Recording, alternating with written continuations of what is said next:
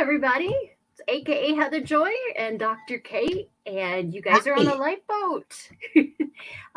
Tommy, I think he's fine. He just, traveling. Sometimes you don't get there in time, so you are stuck with us, and that's a good thing because we got Dr. K. So Hi.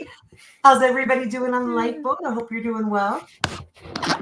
let me We're in Las just. Vegas. It's at least I am, and it looks like it's gonna pour any minute, so we might need a lifeboat here. Oh, It hasn't yeah. rained here in a long time. Oh, I So, drove through a couple of storms coming back from my daughter's today, and oh wow. oh, I come home to this house. My husband didn't turn the AC on. Oh, Oh my gosh, it must be so hot in there. it's miserable. I'm in the basement and it's still warm. But oh well, Oh my gosh, it's it's all gonna be good. terrible. Well, I want to let people know I can't do the chat while I'm live, so I put it on my phone. I put it on mute, and yet I heard everything with a delay. Oh, So I can't see the chat, but you can. okay, I So if can. anyone has So any questions, yeah. Now, let me know. there are some of you that had sent some or had emailed some questions to Tommy, and he didn't he wasn't able to get them to Dr. K. So if you guys Yeah. I pinned the link if you guys want to pop in and ask questions or if you want to put them in the chat. But Well, let's see. I won't use that person's name because I don't know if it's okay to use, but someone had asked me live in the chat um, about tapering off of Klonopin. And Oh, I'm not a medical doctor, but of course I work with medical doctors. So I asked them, and it was what I thought. We use the word titrate. Well, you're a nurse, to slowly get somebody off of a medicine. So I had several doctors tell me the same exact thing. If this person has been on it for longer than a year or longer, it should be at least a 3-month taper. So the doctor should be slowly taking you off, and the reduction with the answers I got was between 10 and 25% every week. If you've been on it okay. longer than a year and you feel like there could be dependency issues, you're feeling very anxious, you can slow that down to once a month, but it shouldn't be more than 25%. And Okay. tell your doctor. That's every doctor I talked to said, tell your doctor if you're anxious. They have, oh, now my phone's up. What's it called? Propanol for anxiety. There's other medications that give you that aren't addictive or make you dependent that you can take to treat the anxiety. But you and your doctor should have the relationship where you can say, you know what, we decreased for a month. Great. I don't think I can handle that 20 because I think that person said they're on 0.75 and they're about to go to 0.5. Yeah, I just spoke with her a little Okay. while ago, and Okay. I know every patient is a little different, Right. and some of them really struggle. I mean, look what happened to Jordan Peterson. Oh You know, yeah. with the Right. Xanax, and I mean he had Yeah. to go to a clinic in Russia, I believe, and he almost died several times. I mean, sometimes if you've been on it for a long time, your body just You can have some people, seizures and death. yeah, It's not, you might need to go into a detox for that. But yeah. hopefully, like I was wondering if, I mean, let's say you have, instead of the doctor ordering 0.50 for the next time, what if for this person, the doctor still did 0.75 or maybe a 1 milligram, but she can cut it. So she can go, half of it is 0.50. She can cut it in quarters. She takes 3/4 as 0.75. Maybe she could take another half a quarter. So it's like what, 0.6 something? I Hmm. don't know. Well, she's right here in the chat. It's Okay, Quiet good. I Girl, can't see it. and Is it okay to use your name? I don't know. I don't know. So that's why I'm not using your name. she's been very open about it, so Okay. I'm sure she's fine with it. And I actually just spoke with her a little while ago, and Okay. Well, that's Quiet she's Girl. got So hi, I was thinking of yeah, you this whole she's time. actually got a psychiatric pharmacist that's working with her doctor, Oh, and great. she got rid of her it was her psychiatrist that had decided It's to too take much. her off of it, and it was this doctor did not she left for a week of vacation, did not you know, she tried to contact the doctor over and over, and the nurses would send messages, she never got back to her. And Oh, forget it. You need a new I'm doctor. really glad she did. But she's, Wow. yeah, she'd been on it for a very long time. And Because when I tried to get off opiates myself, I told uh, my doctor I wanted to decrease, and his question was, "Why? You're doing so well." Okay, well, I'm choosing at this point. I feel dependence is what I told him. I didn't explain the addiction, but I explained the dependence, and I said I want to lower. And his plan was to lower me over a year. uh-huh. I didn't want to do a year. So I went to Yeah. another doctor who said, well, 6 months. But every time I came back for the appointment, how are you feeling? Well, I'm anxious. I'm in a lot of pain. Oh, well, then we don't want to decrease your medicine. So, I ended up doing it at home on my anniversary. I said, my gift to my husband and myself is I'm going to stop. And I don't recommend anybody do what I did. Okay. I'm not saying that. But I just went through pure withdrawal. I mean, I just went cold turkey, Ooh, stopped it, told everybody I was on vacation. there you And go. it was, I did pretty, day 3 and day 6 were horrible. But luckily I have Oh, a friend in Philadelphia who runs a rehab. So she was able at Penn good. University. She's a really talented. So she was able to kind of talk me through stuff and I Oh, good. but but getting off of opiates, I wasn't gonna die. Getting off You of can, Klonopin or benzo, you can have a seizure and die. yeah, yeah, that and alcohol. It's a Yeah. dangerous thing. It's you don't play around with it, and Well, hopefully that helps her. That little bit of info. I can't, like I said, I can't see, but I'm hoping that um, helps quiet her a little bit to hear what other doctors said. They said the 10 to 25%, but they really recommended 10% every mm, month, every month. yeah, So, everybody's different. Everybody's gonna react a yeah. little different, and my But if heart your goes out to her patient, because she's miserable right now. She yeah, hurt, your you know. doctor, or your doctor has to talk to you and you have to say, you have to be your advocate. I am so anxious. Yeah. I don't feel good. Here are my symptoms. Can we please do this slower? Um, there was a special on benzodiazepines. Now they focused mainly on Xanax, but it was on uh there was one on Vice, but there was a really good one on Lisa Ling. She does a show on CNN, and I think it's all Oh, about Xanax. And they actually had people that were slowly mixing it in a fluid to slowly, microscopically every day take out 0.002%. That just scared me to death. They're sitting there and, well, if Lisa said, well, what if you mix it up? And they said, well, then I died. I'm like, wow, yeah, do that. So yeah. make It's sure no joke. with your doctor, especially a psychiatrist. Yeah, that Remember, you're not I there for therapy. I'm a psychologist. I'm there for the therapy part. Psychiatrist is there for the medication, period. yeah. I hope that Well, helps. let me just let everybody know Tommy, he was traveling today and he just couldn't get where he needed to be in time to do this. So he's fine, Yeah. guys. He's just I was worried he'll, too. yeah, he'll be here in the morning. And I just want to quickly say hello to everybody that's here. We've got Quiet Girl and Tim of 2A is Absolute. We've got Miss V Yes, Miss and V. Charlie and Charlie wait, Mullen. Charlie Mullins. He I is memorized he's a people's rock. names. I'm not even looking. I can't even see anything. Let's see, we got Virginia and Cindy Oh, Party, Trish Killian. We've got Mark and let's see, James R from the UK. wow. How are you doing today, James? He's trying to decrease some of his medication. Oh boy, I shouldn't. James, I'm sorry.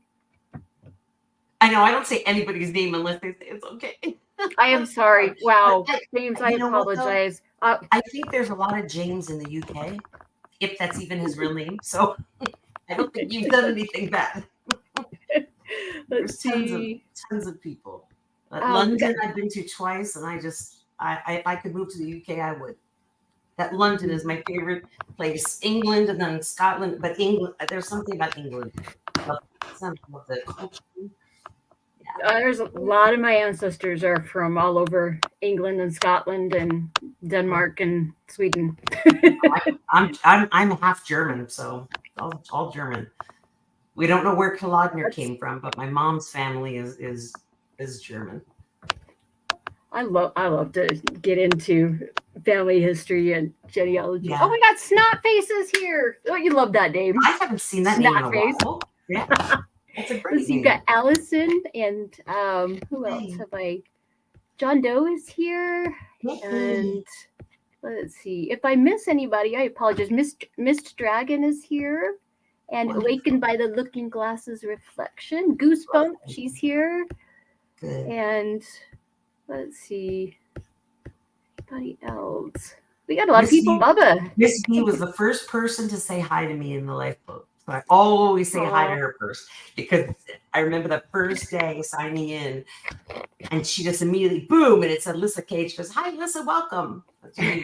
She's awesome. Yeah. Let's see, we've got Jason P. and Valerie, and Seventh is here, and I hope he's got some good jokes for us. I haven't seen Leisure yet. Oh, Johnny's here, Chase the Heat, you know, Tommy's brother. Yes. He is here, God is Divine, and boy, we got a lot of people here. This is awesome. Well, good. I mean, are there Kelly any questions? Gerling. I can't see them, but Heather could be my eyes.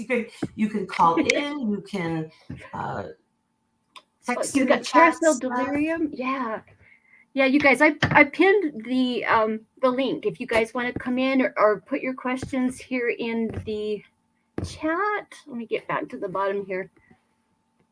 Let's see. There we go. Okay. I don't see. Yeah, somebody said Heather is Tommy tonight. Yeah, I'm not even close, but not even close. But I'm trying. Let's see. We've got. Let's see. Trish Killian. Let's see. She has said. Let's see. Oh, getting off opiates is no joke, but once I was committed to it, that was all it took. Yeah. Not that I didn't have bad days, but I didn't see I had any alternative. That's exactly how I felt when I got off of opiates. It was a life-changing, it wasn't a choice. It had to be done. It was ruining my life. And that's right. It was the commitment. The biggest problem is I still get cravings. I'm not going to lie. And it's been 13 months. June 17th was a year. I had, and you know, Tommy says sometimes those if you have a relapse, it doesn't count. You know, if we don't count that 2-week relapse, I've had 2004. So I had 19 years, and then I don't know what. That's awesome. Hey, you know it. Yeah. I had heard Tommy say something. What's that? I said I'm back on the boat though. After 19 years, I went off and you know came right back. 2 weeks. Well, Tommy said something the other day that I had never heard anyone say, and I'm curious what you think about this. Oh, JT is here. I missed JT. I'm sorry, JT. Oh, and Monk is here. Wow, I missed a bunch of people. Wow. Anyway, let's see. I don't see any questions yet, but anyway, Tommy was saying we were talking. Oh, Lemmy must be here. I missed him too. Wow. Anyway, he was talking about when you become sober, you know, you quit drinking or you quit using, and you have a relapse after some time. That whole time that you have been off of your drug of choice, you're taught what am I trying to say? The addiction just keeps growing, and so that when you relapse, it hits even harder. And you know, and people that if you are, someone in the chat, was it last week or I can't. Yeah, it was last week. Someone in the chat had a relapse, and just it went really hard. I mean, they just started to drink just way too much, and I had never heard that. But do you see that? Have heard of that where you when you relapse, that whole time that you've been off, that addiction just gets fiercer and fiercer? Is that? I have never heard that. I mean, I haven't heard that, but I do understand that. That makes sense. Yeah, it made sense to me. I'd never heard it before. Like, I'm saying I'm 13 months clean, but I had 19 years prior to that. That doesn't, a relapse doesn't mean that those 19 years meant nothing. It doesn't mean that. and I forget Yeah. that sometimes. But Yeah, I it's just a little it was a trip. You slipped a yeah, little bit, but you pick yourself up and you but I keep picked it right going. back up. I mean, I just like Trisha's saying, I had to make the commitment, and that's the hardest thing, Yeah. and not be around people that were doing it, and Mm. you have to change everything with addiction. You have to change a lot, uh, So and did you have when you were in your addiction, did you have people that you would use with you'll or yeah, that oh, okay. See, just I'm Mormon. We're not supposed to use that term. We're LDS. We're yeah, Latter Day Saints. yeah, Um, we and that we're very strict about that. You don't abuse drugs. You don't drink. You don't smoke. You don't. And yeah, so nobody knew. I mean, I tried to hide it. There was nobody that I would ever I never wanted anybody to know because everybody around me was of the same faith and had been raised right. the There same was a way. lot of shame I around. never had anybody that I needed to worry about, when I got sober.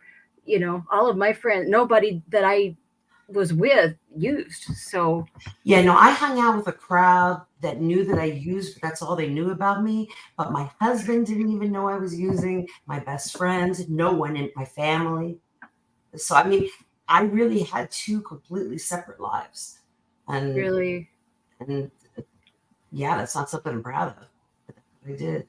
I had well, people, friends that I used with, and then nothing around family at all. When I told my husband, he was shocked. He knew there were oh, problems, really? but he was shocked that I was using the pain medicine more than he thought. Yeah.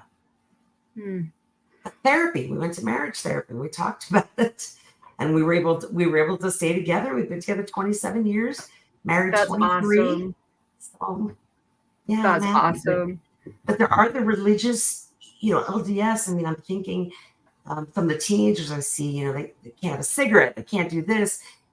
And they get really good, just like we all do as addicts, of hiding things, making sure Yep. no one knows, and I've seen it. So Oh, let's see. Quiet Girl says there is a question. I hope I helped her before. Hopefully that Let's helped a little see. bit. If she has more questions. I'm looking. Did she put it in the chat or is she warning me that someone else is? I can't see the chat. I'm sorry. Let's see. And Rip Curl just jumped in. Hey, Rip. He says, what is this channel? Looks like, and it just jumped. Where'd it go? Now, where did he go? He says, looks interesting, and the people here seem to be nice, awesome, smart people. I think I will hang out a minute or two. Yes. Thank you. I What's his love name? Rip. He has awesome channel. He's very good at preparedness. Okay. What's his name? I'm sorry. I didn't get it. Oh, I don't know what his real name, but he goes by Rip No. What does he Curl go by? Readiness. Okay, Readiness? Rip Curl Readiness. Okay. I like it. Well, welcome on the boat. I am a clinical psychologist, and I was a member of the lifeboat, and I came on about a year ago to say I had just relapsed. I'm back, and I've been a member since. And then Tommy and I started talking. I told him what I do for a living. I'm a clinical child and adolescent psychologist, and he said, "Come on the show." And so far, it's been great. This is my second time, but I'm Dr. K, and any questions anybody has, I don't know if I'm an expert in everything, but any questions about addiction, maybe I can help. Especially pain management. I did pain psychology for a long time, and how that affects people. So, so I we're trying I our have a best here. Oh, let's see. Quiet Girl, her question is, let's see, she's wondering what to do for the swelling. I will call you later on because I have a list this long of things you can do for inflammation. You're the nurse. You're But the expert for that. I was just thinking, I was talking about a couple of weeks ago. I did a show about childhood trauma, Mm, and I'm trying to remember. Someone asked a question about that first 7 years of life, things really get, all the patterns and behaviors really get kind of set into your subconscious. right. And and if you go through a lot of trauma in that first 7 years, it can really mess you up for life. But someone had a question about, as a young adult, if you went through something traumatic, could it still be considered childhood trauma? Um, and Well, the I brain didn't keeps know. developing until you're 24. Yeah, So, that's what I had said. That. but I mean, so I don't think, I think it's more in terms of connections. Usually when you're younger, you've got mom and dad and that's it. Some friends, but so if you lost a parent, that would be 50% of your life has changed. So that's why we say childhood trauma is such an experience. But you lose a parent at 23, 30, 40, it's still a traumatic experience. It can be, depending Yeah. on what happened. My father-in-law had a heart attack, and my husband and I were going over there to have dinner with him. I was outside having a cigarette, and my husband said, "I'm upstairs." And I thought, oh, whatever. So I went upstairs, and he's laying there, and he had a heart attack. I mean, so it was, this happened when I was 42, 40. Hmm. Yeah. So, but that still was a trauma because he had just had a heart attack. I was doing CPR. I did he 265 pounds, and I lifted him off that chair like he was a feather. Really. Wow. Put him on the floor, started doing compressions, asked my husband to call 911. He was frozen. So I Oh called dear. 911 while I'm doing compressions, and that was traumatic. It wasn't, if I Yeah. walked in and he had died or found out he died, that would be very different than what happened. And then I didn't bring him back. So there was a lot of guilt. I Oh. mean, I have to tell you, when I was at the hospital, the doctor said you did everything you could. Yeah, you did. That was the best. I'm getting chills thinking about it because I needed to hear that. I felt very guilty. Like, what? My CPR, I didn't do it right. I didn't do this right. What if Oh. only, you can't play those games. You just can't. I did Yeah. everything I could, and it was his time. That's how I look at it. Yeah. But Sometimes that's that's. traumatic at 42. I mean, I'm 52 Yeah. now. 10 years ago, I wouldn't call it a childhood trauma because it didn't happen, in the teen years, the early years, but it Mhm. still is a trauma. Yeah. Well, and I was thinking too. When you, um, if you experience some serious childhood trauma, it kind of stunts Right. your emotional development. And so I was wondering, would that, if you were still emotionally set back as a child, would would that make any difference at experiencing trauma later on? Do you know Absolutely, because what it's I mean? building trauma upon trauma, Mhm. just like we say in addiction. Like, let's say someone's been drinking since they were 13 and then they stop. Sorry to say this, but this is the truth. Your mind is arrested at 13, meaning you didn't go beyond 13, even though you might be 25 or 40. Your mindset is still of a 13-year-old because you stunted that emotional growth by self-medicating. And I see the same thing with trauma. So if you already had that trauma when you were young, you if you got therapy and you learned skills, you're going to be able to deal with it better. If you didn't, it's going to be more significant. And that's how I see it. But we Yeah. all grow from our experiences as long as we can see, in my opinion, see it as part of our life's journey. I mean, I'm a very Yeah. positive person. I'm sure you can tell. Even when I'm upset, I'm smiling because this is our one life to live. Let's do our best that we can. We all make I love that. mistakes, right? We falter, but we get up and we do what we need to do. And I don't Yep. let things define my life because I abused opiates doesn't mean, I'm this horrible drug addict that forever has to, I was at my Annie meeting this Saturday and I said, I'm gonna, was it flagellate? I forgot the word. I was like this, hit myself every day. You bad girl. Mm, No, it's okay. I mean, I've said my yeah. amends. I've done what I need to do and I move on. And by doing well, sober every day, I hope to be an inspiration for others. I said last I time, if I can make a difference in one person's life, I'm thrilled. And that's what I want to do. I love that. That's exactly how I feel too. Yeah, you're a nurse. I, You're in a helping I profession. think, well, I think everybody has their own calling. Yeah, That's just how I see it. Everybody has yeah, something that they were born to do, and you have a certain mindset, certain set of skills and talents, and I think if you don't use those and you don't develop those, that it crushes you inside. You yeah, just but when you can figure out what it is that you want to do, that's when you see people really light up and they become that's right. alive, and they but yeah, I always knew I wanted to be a nurse, and I knew that's since I just was that's 12. my thing. Yeah.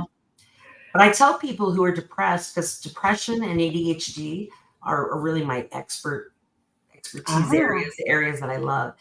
And probably because I have both. But with depression, that's what I tell people, find that meaning in life. If you can find it, you're not going to be depressed anymore.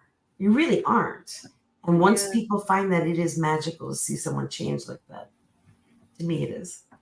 yeah, it is. It isn't that. It just when I was a as a nurse, I started out in a nursing home, and then I started Mm. working in child. I was on the child psych unit for a Oh, while, wow. and then I would fill in on the adult unit, and then ended up on the adult unit for a while. But then I went over to ICU. I just wanted to do a little bit of everything, but I think I really just I loved the psych, Yeah. and I've been a patient many times because I've Yeah. had multiple issues, So but you know what not to do to a patient, probably. yeah, What yeah, is good, but and what not to.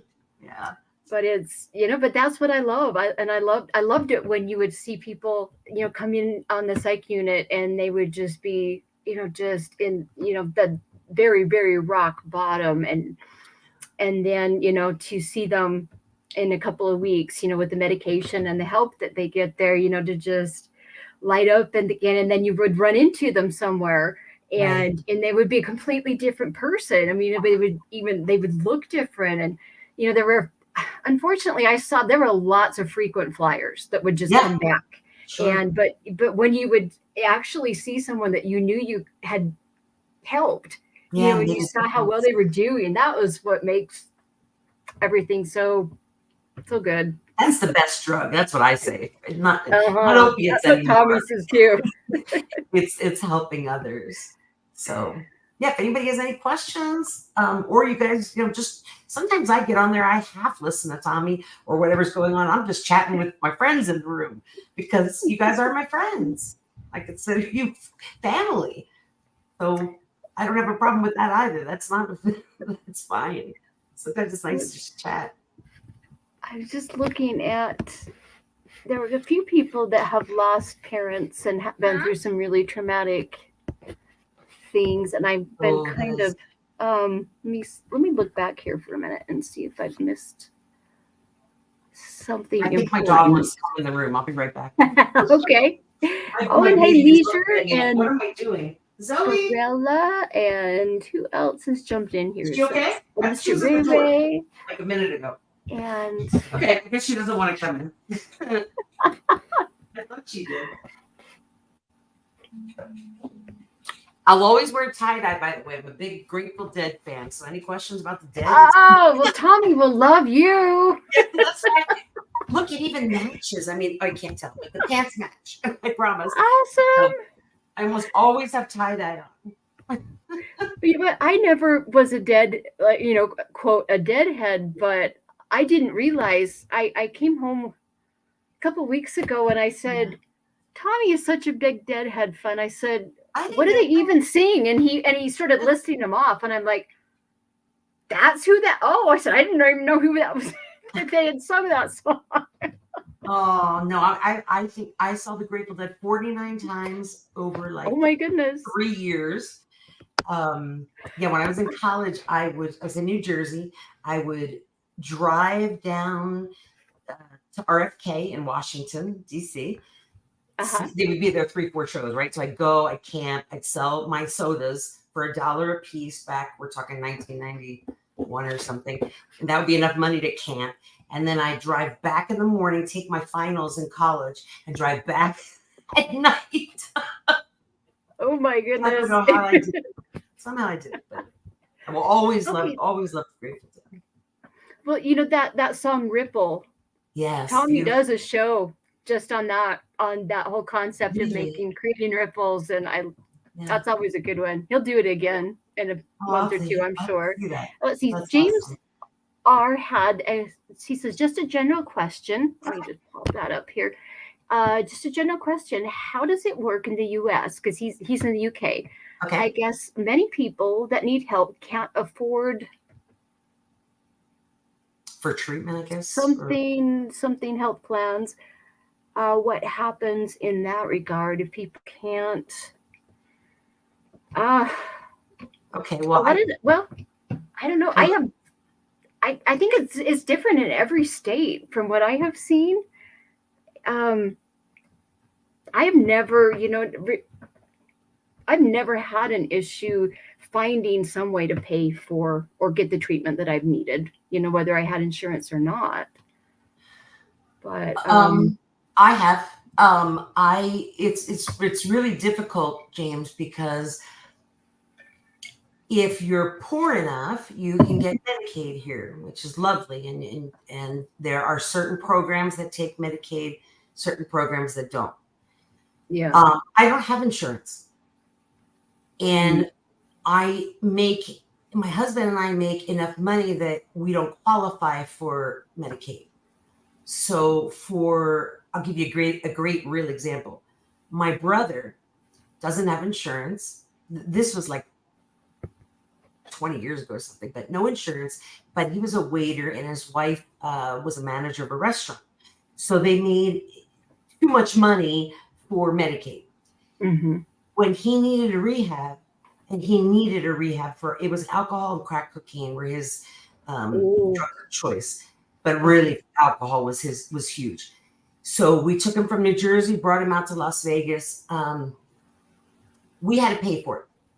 So I Ooh. got a 10% discount because the owner of the recovery center knew me. And for 30 days with the discount, it was $39,400. So Mm. we paid $40,000, and that came out of my savings, my husband's savings, my parents, and my 92-year-old grandmother. There Ooh. was no help. So I get frustrated. I hear that question, like it's that's why I love Europe. That's what I love. Like in the UK, I asked, "What do you do if you have people that need therapy but can't afford it?" And they looked at me like I had eight eyes. What do you mean? There's programs all over the place, and we don't have to pay for them. And yeah, but here you have to. And 10 years ago or so, rehab weren't even covered. Now they are. I think insurances have to cover them now. I'm not positive. But if you don't have insurance and you make a little bit over that poverty line, like I've right been now, stuck there I'm many trying to find times, a job but with insurance. I do great in private practice. I make great money. I love what I do, but I don't have insurance. I mean, my husband has a blood clotting disorder. So when I try to get insurance on our own, forget it. uh-huh. I have to find a job that comes with benefits. That's what I'm doing right now. So that's sad. So I think it's great that has to work in the US. I mean, that's how it works. You got to figure it out. Some people in my brother's situation, if we couldn't get him in some rehabs, it's not like there's a free rehab. Sometimes you can get a scholarship, or sometimes you can get help that way. Mhm. But what he almost had to do, and a lot of people do, is they get divorced. If he was divorced and on his own with the kids, he therefore meets the criteria for Medicaid and would have gotten free insurance. But because he was married to someone who made money, he couldn't. Mhm. So I've seen that happen where people have actually gotten divorced so they can qualify for Medicaid. And our system shouldn't be like that. It should be if you want help, you get help. Like we have a couple Yeah. places like Westgate. There's a couple places in town I'm thinking of. But there's caveats. You can go to detox for free, but they're Christian based. What if you're Mhm. not Christian based? My family's Jewish. What do you do in Oh, this situation? yeah. Um, yeah, I don't know if you want to go to church and do that. So that's a. I hope that answered your question, James. If you could just text an okay or something in the chat. Well, yeah, I he hope. was asking more towards people that don't, that just can't afford it at all. Well, that's what I'm saying. If For they people can't that are afford really bad off, you can qualify for Medicaid, yeah. but you know what? I have heard some horror stories lately. There's a lot of things that, in fact, Leisure number 7 just said that Medicaid will no longer pay for Clonopin. So today was his last dose. God. Oh wait, no, his insur. Oh wait, no, it wasn't Medicaid. It was insurance company. But but I have a friend that is in California that has Medicaid, but she cannot get decent care because of the color of her skin. She's Caucasian,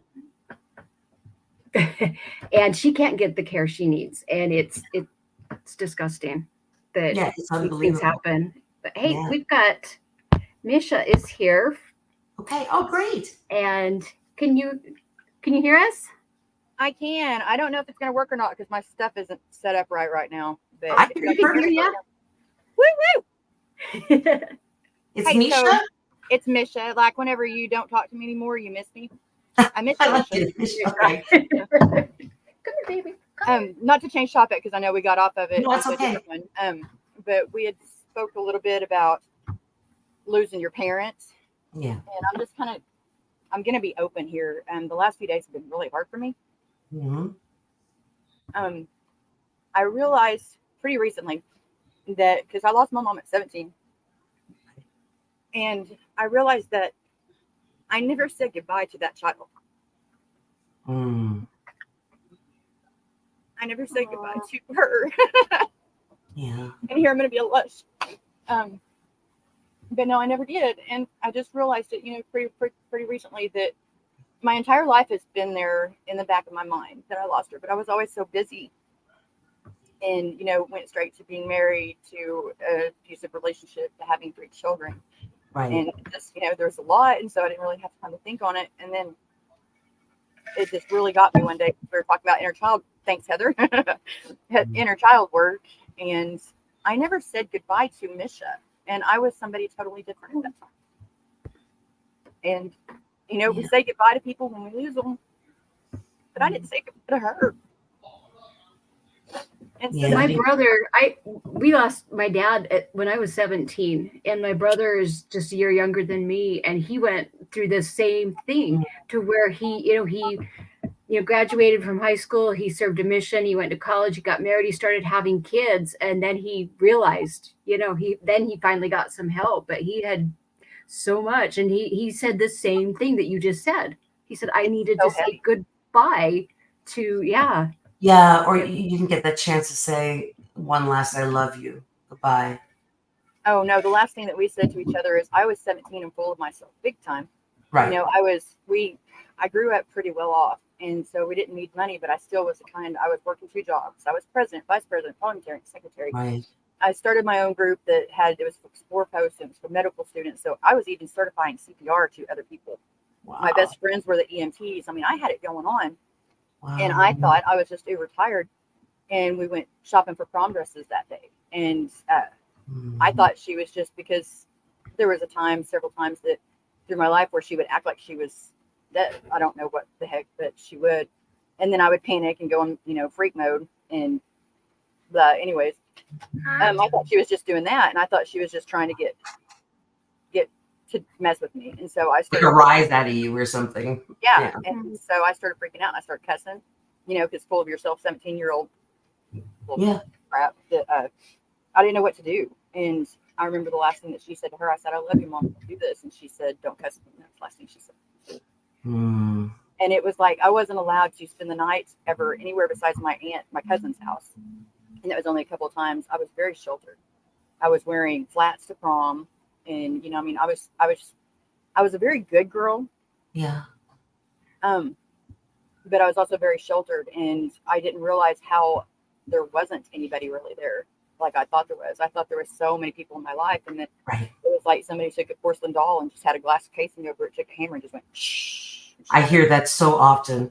You think so many people are in your life, but when you really truly need someone, Yeah. not many people are there. No, I got told that it was my fault I killed her and all that Oh, good that's a stuff. terrible thing to hear. Yeah. So I don't even know what happened. I'm telling you, it's not your fault. Yeah. it wasn't my fault, and it's just something that I actually blamed myself for because of that through the years. And I'm sure. I was all alone. It's just me and my girl. And Yeah. you know, life goes on, and we have all these issues. We have all this stuff. We just kind of have to put to the side and put off, and just repress to the point that I have no memory a lot, you know, Yeah. compared to most people. And that plus, you know, I got the DID diagnosis a few weeks ago. Mm. And so Oh. that's kind of getting to me. What diagnosis? I'm sorry. Depersonalization. And Oh, okay. Okay. yeah, Wow. So you really, because what I was going to say is before even saying you didn't get a chance to say I love you to your mom and goodbye, the goodbye part, it sounded to me like you need to give permission to yourself yeah. that And it's that's why I was okay. calling. Yeah, exactly. Like to give permission to that 17-year-old girl in you to say it's okay. Like it is. And you need to forgive yourself first. Yeah. The depersonalization piece. You don't want to feel it, so you push it away and push it away. And the mind's amazing what it does, and you've got Oh, that. yeah. And that can become multiple personality. Well, now we don't call it that, dissociative identity disorder. But it kind of did. And that's something that I'm kind of messing, you know, I'm having to deal with all this. And I literally, like, I've never had it for that long. Like, I have panic attacks my entire life, but I have had like a day, 2 days and a half. I had straight up panic attacks that didn't stop. And I've never Yeah. experienced that before. And so it's been something up in here the last few days. But Have you ever thought about? Okay, it would sound weird here. But have you ever thought about writing a note to your mom? Just follow me. If we were in therapy, I would have you write a note, maybe to you and her probably, where in the note you say, "Mom, I love you, and I'm sorry I didn't get to say goodbye." And actually, now that I think about it, and another note to yourself saying, "It's okay. You did the best you could at 17."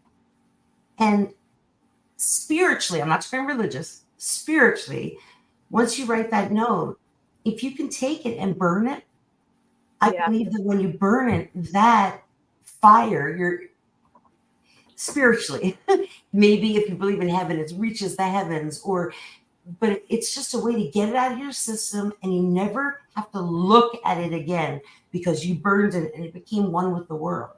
It's funny you say That's that because an I exercise. literally, like an hour ago, was talking to a white girl and told her that exact same thing, except for it was a shredder.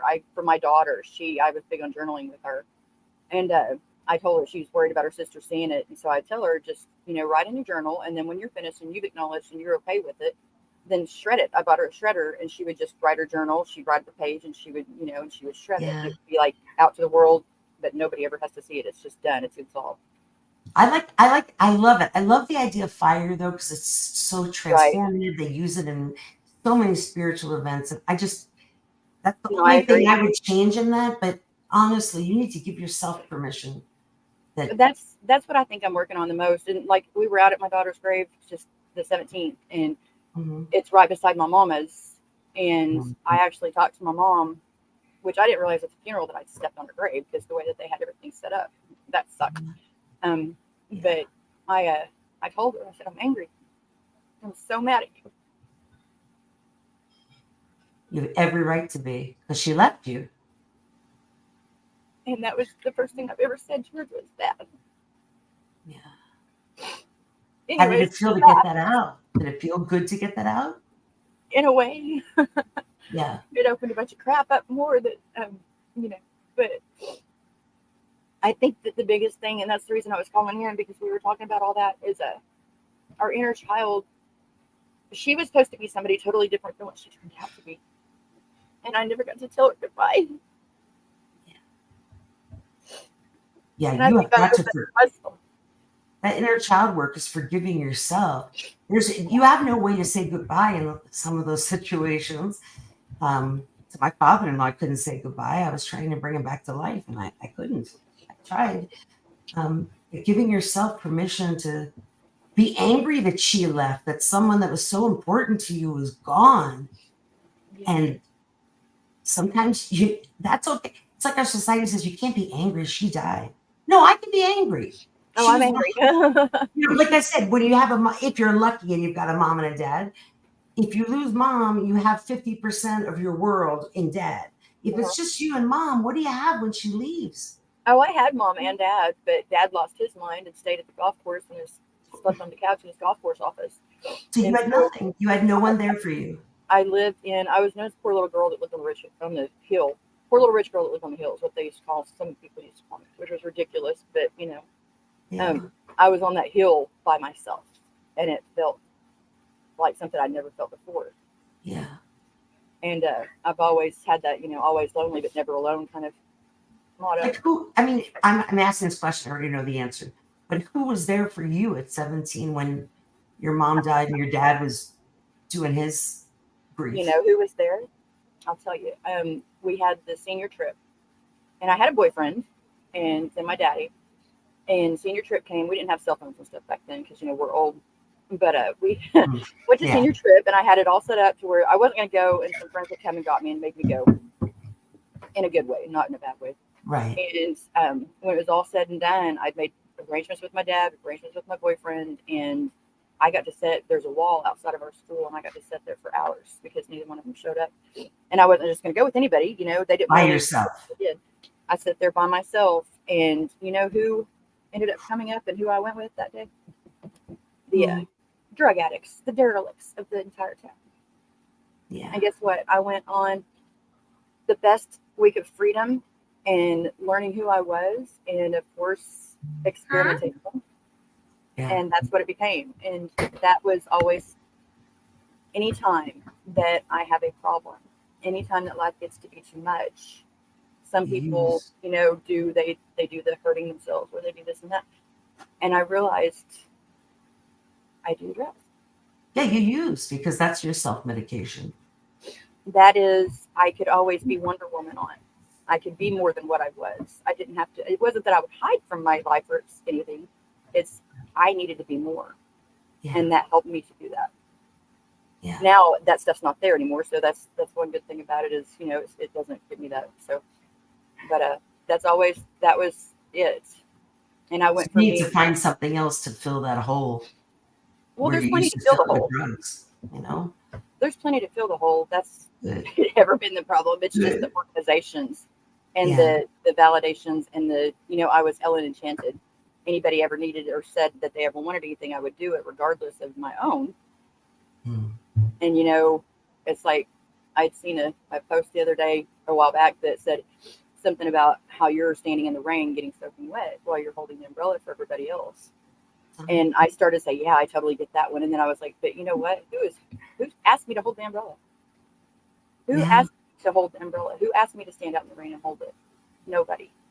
And so the understanding that it's important to be there for other people, but also we have to love ourselves. If we don't, then our children don't love themselves. And I've already found the results of that, and so I think that's my biggest thing. And the reason why I wanted to call in was just to say that we've got to look at ourselves and give ourselves the love that we deserve, because if we don't love ourselves, nobody else will. Yeah, permission to love yourself, and you need that. It's like when you're on an airplane, they tell you give the air to your child first, and then to you, or no, to yourself. I'm sorry, so first, and then, because if you don't, how can you help anybody if you aren't helped yourself? Exactly, and your child's just left there not being able to do anything, but they can breathe. Right. And if you don't love yourself, how can you love others? And it's. You might need to write an apology. like it's okay, 17-year-old me. I love you, and you were going through a hard time. And you have permission to have felt what you did, and you did what was best at 17, the best you could do. But give that inner child, if you want to call it, permission to grieve for the loss of her mother, and to not feel guilty for what you did. You did exactly what you thought would work, and it probably did work for quite some time for you. Yeah. So you had your own family and your own kids. Until you become an adult, and that's when you learn all the realities and all the lessons that you should have learned earlier on. And Yeah. but yeah, But you kind of sound like you've got it. You sound like it's like it sounds like you have the solutions. You've got them. I'm hearing it. Do you know what I'm saying? Like as I'm talking, I'm like I'm telling her everything she probably already knows. you know, I But I can just for feel other like people, I can see things that, okay, I would want to work on this. I would want to work on that. And, you know, I can do that for so many people and I can be helpful. But when it comes to myself, we can only see so much in our own box, but everybody else puts a lot deeper. that's right. And Yeah. so it's perspective. And it's just, you know, the telling myself at 17 that I don't have to be all those things that I was going to be at 17 anymore. I think taking that off of my shoulders, and I just had this epiphany talking to you guys, so thanks for that. Yeah. I think that's because, I mean, it was rough last few days. It's Rough. gonna make and it will be. There's times where it's gonna be rough, but if you give yourself permission to grieve for that 17-year-old girl, Yeah. because someone, I don't like shoulds, but someone should have been there for her to help Yeah. her. And there wasn't anyone. And it's you have to give yourself permission to be angry at others and permission that you're sorry for that 17-year-old.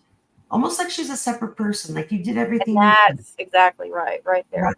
And that's the thing. I've been carrying her and she's been carrying me. And instead, we need to learn to work together with it. That's what I'm hearing. Once you start working together and you let her apologize to her and let her know you did everything you could, even though you don't owe an apology to her, Right. it's going to feel so much better that you are going to feel lifted and you're going to feel better yourself. Well, Yeah. none of this would even happen if it wasn't for the lifeboat. And so my inner child actually presented a birthday cake on Facebook today for that. A little late, but I brought the cake. So, Oh, wow. Nice. and Take care of that inner child. Nobody else will. You got to take care of it. That's the truth. Yeah.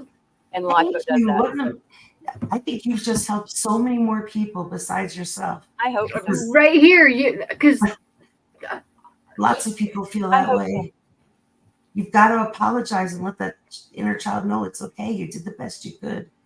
And the reason I like the burning is because the shredding, okay, sometimes shredders, what if somebody could put it together and figure it out? I just Right. like the burning because it just goes into, it goes into, what am I trying to say? It's like, It's ethereal. It becomes yes. ethereal. And you're changing it from a thought into something else that becomes one with the world. Right. Mhm. It's almost But it's off your shoulders. Right. And that's the thing. I've got so much crap on my shoulders that I know I'm going to be a hunchback in years to come.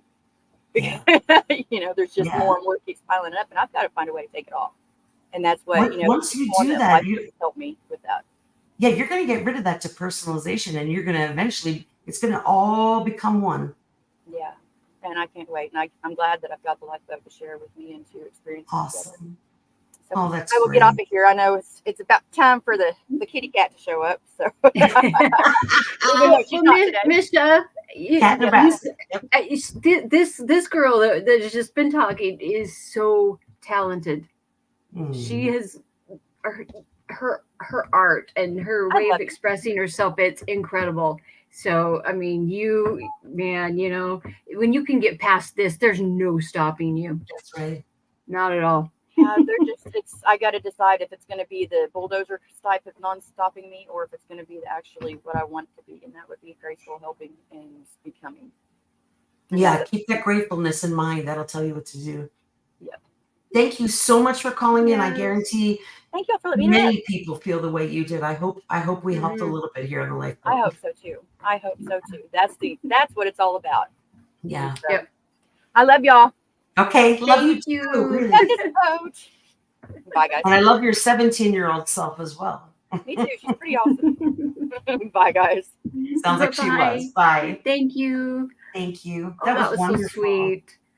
Yeah. You know that I was the oldest when I lost my dad at the same age, and at his funeral, my mom lost her mind, and everybody came to me and said, "You've got to take care of your mother and your family." So many people said that, and I stood there thinking, "Who's going to take care of me? Who do I turn to?" I was and you know, it was a couple of months ago that came to me, and I was so angry. You know, I thought, how dare you? You know, that don't put weight it all on on you. me. If you care about our family, give us some help. Don't put it all on me. Oh, I was so mad. Yeah. It's not So right. see, that's why I'm saying I think her question just helped so many people because we can all relate to that. Yeah. Yeah, And, exactly. I know that was powerful. That was so. Thank you, Misha. That was yeah, awesome. I hope we helped. I really do. Um, Hopefully give you a different perspective on things. But try burning it outside carefully rather than shredding. And I know it sounds like what's the difference? I'm still destroying it, but believe me, it does, like you said, ethereal. It does make a difference. It Yeah, does somehow. I love People tell that. me burning I it do. makes them feel better. Like Hmm. almost it reaches the heavens and it can be felt. You know, Mm-hmm. plus it's literally destroyed and it's taken on another meaning and another till it's gone. It's gone. You know, Yeah. if you write down, I apologize and I love that 17-year, I'm sorry no one was there for you, and you burn that, it's gone. Like Yeah. figuratively in your mind, you have now given permission to yourself and it's gone. It's no longer a part of you. Yeah, you can finally let it go. You Yeah. know, and And it's just a physical way to let it go as well as mentally. well, It's I almost don't like have a basket, but I do have a cat. I have a dog, sir. You've Yeah, got a cat in a basket. yeah, this isn't Misha. This is Misha. Oh, Misha, hi. Aw. But I anyway, used to you have a know, Russian blue. That's what she looks like, your cat. that's what he is. Yeah, Well, he's Russian blue. We had to give him a Russian name, and Misha is the I love diminutive it. Mikhail. So Well, I had a cat named Panthero or Panthera Leo, which is the Latin name for lion. And oh. Panthera was a rescue, Russian blue mixed Mm. with Siamese. And they called him a Hemingway cat because his eyes were crossed. And Oh, he had he was polydactyl. He had oh my 7 word! fingers on this paw, and on this one he had 8. Oh So my we word! called him thumbs because he literally had thumbs. I love it. He lived till he was 26. So he did Wow, great. And we that's didn't even amazing. know because when I got him, they said he was 7. Then the doctor said he might have been 5, but we had him for 20 something years. Yeah. Wow, that's I know. amazing. Crazy. But Well, thank everybody, you. thank you for coming and just Yeah. for being here for one another. Thank you for the questions and thank you, Dr. K, for your expertise. And it's just so awesome to have you You're here. very welcome. If I help And one person out there, I mean it. My day, I I know I did what I was supposed to today. So that feels great. I know I got a ton out of this because Thank of her call and for what you suggested. And I'm going to write a letter and burn it. Yeah. I love Get that that idea. out. I love that. It's really powerful. It Yeah. is. Well, thank you. I'll be here next Monday. And Awesome. I would say send questions to my email, but I hate checking my email. So let Tommy or Joy know, and I will answer them beforehand. And yeah, thank you so much for letting me be a part of the lifeboat. I am an active part of this boat too. So I love it. We really appreciate you. We are happy you're here. We really are. I know everybody is, and this has been fabulous. So I was thinking maybe we should come up with a theme for each week, and then we can maybe address questions or yeah, you know what I mean. We can. Like I know somebody on the board had asked about connections. That could be a theme. Yes. Connections. Or that was Rose K. Had asked and opiates or whatever it is. Yeah, maybe we can come up with suggestions, and you can let Tommy or let somebody know. I don't know. We'll figure that out. That would be great. Yeah. But I will be here next Monday, and I try to get there every day. It's kind of hard with job interviews and this and that, but I'm trying my best. So I will see you tomorrow, probably at 5:00. I'll be in the chat room. Awesome. Well, hey, we appreciate your time. Thank you very much. And Tommy will be here in the morning, so we will see all you guys soon. Have a good next 11 hours. So yes, anyway, thank you so much. We'll see you guys all later. As always. Bye-bye. Okay, bye.